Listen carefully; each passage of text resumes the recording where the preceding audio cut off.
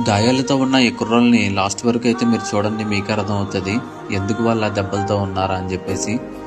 ఈరోజు నా ట్రిప్లో అయితే నేను వైజాగ్ నుంచి కోరాపూట్ అయితే డ్రాపింగ్కి వెళ్ళా. కోరాపూట్లో కస్టమర్లు అయితే డ్రాప్ చేసేసి మళ్ళీ వైజాగ్ అయితే రిటర్న్ అయ్యా. ఇంకా కోరాపూట్ ఘాటి అయితే ఉంటుంది కదా, ఘాటి నుంచి కిందకి దిగుతున్న దారిలో నాకైతే ఈ ఇద్దరు కుర్రోళ్ళు కనిపించారు.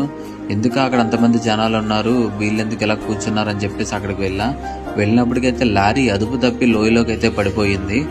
లారీతో పాటు లోడ్ కూడా మొత్తం పాడైపోయిందనమాట. ఇంకా వాళ్ళ ఫేసెస్లో అయితే భయం అయితే నాకు కనిపిస్తుంది. ఎందుకంటే లారీ వాళ్ళది కాదు, వాళ్ళు కేవలం పని చేస్తున్న వాళ్ళే. వాళ్ళ ఓనర్ అయితే ఏమంటారా అని చెప్పి చాలా ఆలోచనతో చాలా భయంతో అయితే ఉన్నారు. కానీ మెచ్చుకోదగ్గ విషయం అంటే దేవుడు దయ అనేది ఉంది వాళ్ళపైన. ఎందుకంటే వాళ్ళ లోయలో పడిపోవాల్సిన వాళ్ళు క్షేమంగా అయితే బయటపడ్డారు. కానీ వాళ్ళ పరిస్థితి రేపటి గురించి ఏంటా అని ఆలోచిస్తే కొంచెం అర్థం కావడం లేదు. రోడ్డు మీద పనిచేసే వాళ్ళని కొంచెం రెస్పెక్ట్ అయితే ఇవ్వండి. ఎందుకంటే వాళ్ళు 1,00,000 టెన్షన్లతో రోడ్డు మీదకి వస్తారు, ఇలాంటి పరిస్థితులను ఎదుర్కొంటారు.